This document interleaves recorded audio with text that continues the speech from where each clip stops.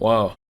I'm not gonna lie, going into this series, I did not predict that I'd be watching cumulatively 5 hours worth of content for your entertainment. And you know what? All this suffering deserves a like and subscribe. So remember to smash the like button or I will make you insert something you don't like here. To start off this cursed run of God knows how many shows I'm gonna be watching, we'll start with one I accidentally stumbled upon called Goblin No Suana. Now, these are pretty short episodes, about 60 minutes each, and they have a cut and paste format for each episode because it's episodic, which means that whatever happened in the previous episode doesn't matter. Next episode's a new thing. They hit a hard reset. I mean, it's loosely connected, but it's so loose to the point where it doesn't even matter. So we begin by exploring the lore of the goblins, which, as it explains here, goes through the different archetypes. You got the magicians, you got the warriors, you got the mages, blah, blah, blah, different types of goblins that do different duties in their own society. And one thing they mention, or the narrator mentions, which there's a narrator in this series by the way, is how feral they are. The different races of goblins, such as the hobgoblins, who possess tertiary powers on top of the base level powers that regular goblins already have. And each episode follows this formula, tit for tat, bar for bar. And in contrast of all the gruesome activities happening, there is an upbeat, cheery, gleeful narrator. 彼の巣穴は冒険者に焼き討ちにされました。生き残った彼に考えられることは略奪、生殖、繁殖だけ。さあ、それでは略奪の時間です。 Even on the final scene where one of the prisoners, slaves, kills himself, she's like, the narrator's like, oh well, that one ended their life. Time to find a new one.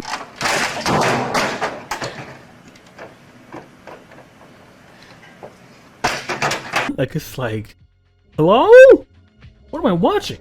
And since it's another show where like 80% of it is just torture scenes, rape scenes nonstop, and of course, pairing with such drastic contrast, we also pair that with her narrating the goblin recruiting more slaves to incubate and impregnate. Obviously, given how pad runtime works for these hentais, they have to test out the subject that they have seeked to be their incubator before they start becoming a professional one. And it doesn't matter what they are, innocent civilian, warrior, magician, it does not matter.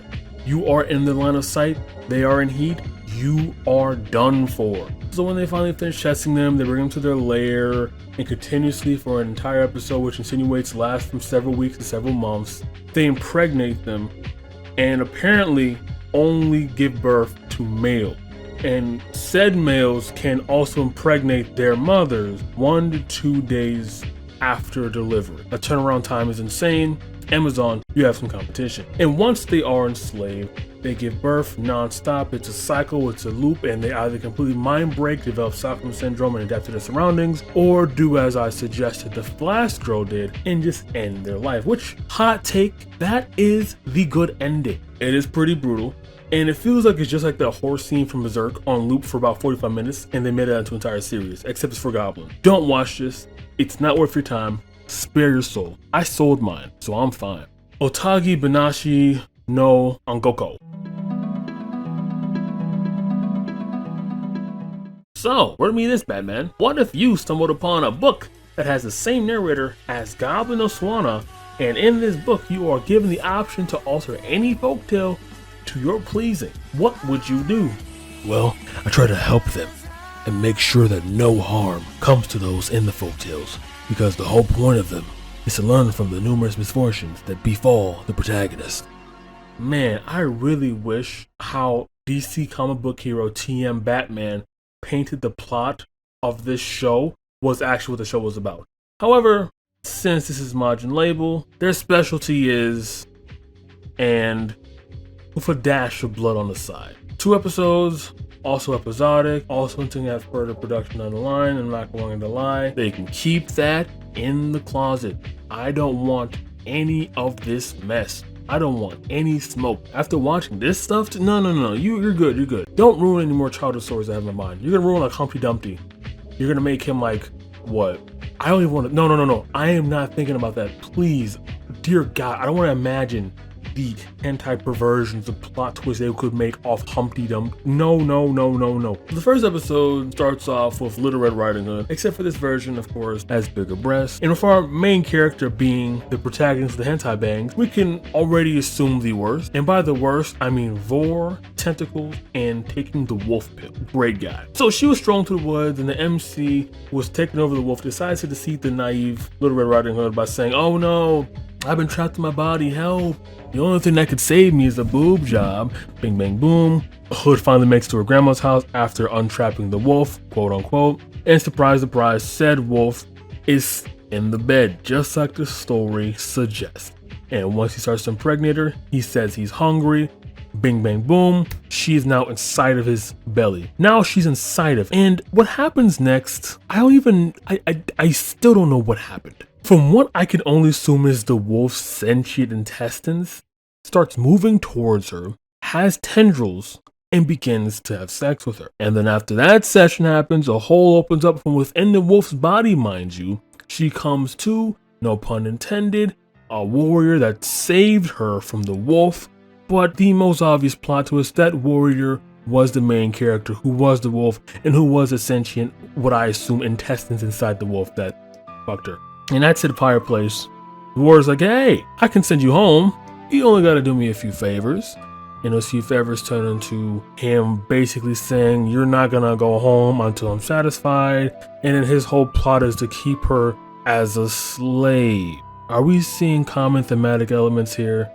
You know, slavery, fantastical elements, mythical creatures. It's a bit too much in common, but it's the same production company, so I can't get that mad at it. And so remember when I said all the overlapping qualities? Yeah, well, let's keep this theme going, because we have another one. What DJ Khaled say? This is called what? Anthropomorphic furries. This is called what? Mind break. This is called what? Rape. Sunday morning. Sunday brunch. Sunday brunch. Well, yeah, so the next episode, because remember I said this was 2 episodes. That felt like an entire series within itself that I was just explaining, but no, there's another episode. This one's based on Alice in Wonderland, and what our lovely main character does to Alice is have her fucking anthropomorphic bald eagle, this caterpillar from A Bug's Life, and a pig. Why? And the king wants in on some of this action too, and he decides to put her on trial for fucking all these animals, which I think is a crime, technically. And her punishment, she has to fuck him too. The one Alice was originally doing, according to the OG tale, from the perspective of the show, was trying to get home, and she was doing so by chasing down the rabbit who had knowledge to do so. But when she drank the growth potion, she destroyed the hare's property. Hare got mad, said, "Hey, caterpillar from Bug's Life, get her ass." And thus began the furry fuckathon from there on out. The dog pill and its consequences on society. One tiny twist that I found comical in this bit was when the king told her that a way to get out of here is by asking the Griffith, aka the anthropomorphic eagle, how to make this sort of concoction that would help her escape. A turtle soup. But the eagle was like, "Hey, so there's no way home because everything around this, including me, is made up by you. Everything is following your desires. And as a matter of fact, you want me to fuck you because you want it. And guess what? It's going to happen. And guess what? It does happen. And guess what? She's saying that she wants it to keep happening, even though I can't even say she didn't because she did, so alright, I guess. And then the story ends off with Alice jerking off in the real world and her sister is disgusted at this nympho soiling her dress while having fantasies about getting eaten. And it ends off with this sort of nudge, hint at what the next story might be, but I can't tell what it is. Is it Sailor Moon, trademark, and a sentient walrus? Who knows? I don't, nor will I ever want to. Majin label is mind break, and everything's mind break. Why is it all mind break? We have Roshutsu, K, Mahou, Joshi, Daisei, Crystear, which translates roughly to something along the lines of like magical girl Crystear. Follow a girl named Toka, who's a very docile college student, so docile in fact that she gets nervous saying hi to motherfuckers, and her main goal is to just make a friend after being at campus for months. She's just like me for real, and just like you guys too, who smashed the like button. So with her extremely high libido, she goes home, fantasizes about the UPS man knocking her up, and turns around and sees that one magical girl from Honey Pop, except plot twist, that said magical girl Her name is Koho, her childhood friend, who would basically be her femdom all the way up to high school. I'd like to learn a little bit more about that background, like how did that happen? Why did that happen? What in the world? Was she always an ethereal being, or has she become awakened after childhood from splitting up with Toka? Who knows? Anyway, not important, because after catching Toka in the middle of her getting knocked up by a UPS man via fantasy, she explains how she needs her talents to resolve the libido problem. 魔法使者になってほしいの。詳しいことは私から。はじめまして、私、社員と申します。 AKA criminally horny men who get extra powers from being criminally horny. Now, I wish I explained that power system as well, because they only explain the power scaling from the magical girl side, which is they can accumulate mana, which I assume is a useful resource for magicians because of how they're saying they're accumulating as if they accumulate Fear Monsters Inc. And the only way you can accumulate said mana from these libidos, from these criminally horny, clinically insane individuals, is to be embarrassed while either getting fucked or in the process of being fucked or in the process of being anywhere sexually active in a way that would embarrass you. And the more docile, the more shy, the more anxious you are, exponentially increases the growth of said mana. And the reason why Koho, aka Crystear, came over here to tell Toka, hey, I need your help, because Crystear is such a Giga Chad Stacy that she can't get humiliated from sexual acts or anything anymore, because she's that good, she's that bitch.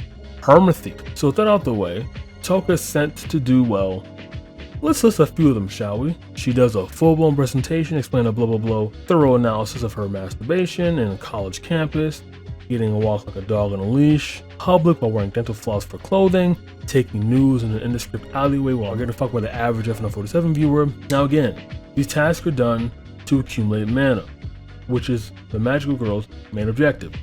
And what is that mana used for? I insinuated earlier, maybe it's a form of currency, maybe it's a form of energy, maybe it's a form of, well, from what I can see in the very first instances of her activating her power, when she retained or gathered enough mana to make her transform, they're insinuating that with enough mana, you're able to sustain your current form. So I assume if this is the case, they use mana extractors, aka magical girls, to get the mana, bottle it up, and either sell it off to other magical girls and magicians or people who will utilize magic in this world to continue their prowess, or like I mentioned, it's a form of currency. Now, if all these degenerate tasks out of the way, it ends off with this clip of Spine or Spice, whatever in God's name is floating plates is called, and it says this. 大変申し上げにくいのですが、実はトーカさんの噂が広まっており、トーカさんで自分の欲望を発散したいと日本全国からリビドがこの町に集まっているらしくて。How do I feel about that? Well, compared to the Goblin show, and compared even to the fairy tale shit I just reviewed like 2 seconds ago, this is the more wholesome version, with her insinuating she consents. Then she meets the average Bill's offensive lineman. Then all of a sudden the consent is revoked. And on top of that, she's told that consent is sort of a debuff when it comes to accumulating as much mana as possible, because you want to be as embarrassed as you can be. And what's the most embarrassed position you can be? I guess being assaulted without your knowledge. I don't write this stuff. Majin Label has been known to make degenerate forms media. Check out their catalog. Regardless, that was Majin Label trying to break me, and it almost worked. I'm not gonna lie. You almost had me in the first half, but I fought through. Now, I will say this though. I will say, who let Majin Label cook during the Goblin No Suana video? Oh, serious, man. Who let them cook at all? There is one point which I have to talk about it. She's like, wow, he has a barred penis. Oh my god, it's hurting me so bad. Oh my god. And it's like, bro, with the amount of blood I'm seeing, with the amount of live births I'm seeing, I don't need this actively descriptive audio play-by-play closed caption description while it's actually happening. Jesus Christ. Alright guys, I don't have an outro, but if I do, it wouldn't matter because the make my video. Good night. Oh brother, I need therapy. I need therapy.